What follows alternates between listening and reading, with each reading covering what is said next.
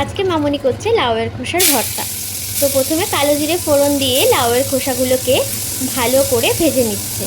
লাল লাল করে ভেজে নেবার পর তারপর লাউয়ের খোসাগুলোকে তুলে ওই একই কড়ার মধ্যে অল্প করে তেল দিয়ে তার মধ্যে কালো জিরে ফোড়ন দিচ্ছে।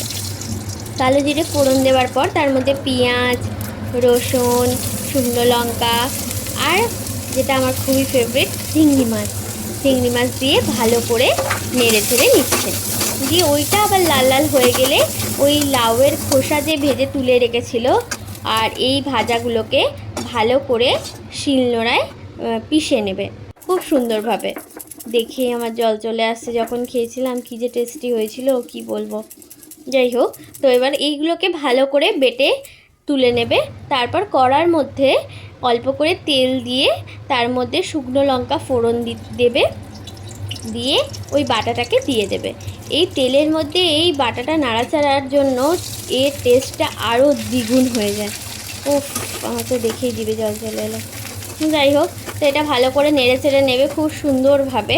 তো নাড়াচাড়া হয়ে যাওয়ার পর আমাদের ঘরেতে সমস্ত কিছু আগে প্রথম টেস্ট করে বলে অদ্রিজা। তো প্রথমে অদ্রিজা ভালো করে টেস্ট করে বলবে। তো মোটামুটি হয়ে এসেছে, মানে হয়েছে মোটামুটি কেন, হয়েই এসেছে প্রায়।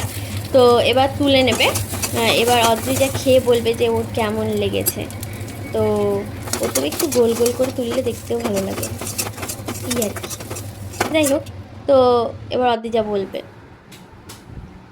আজকে স্পেশাল মেনু লাউয়ের খোসার ভর্তা।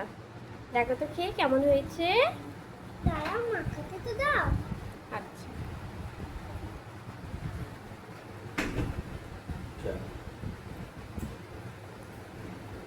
কেমন?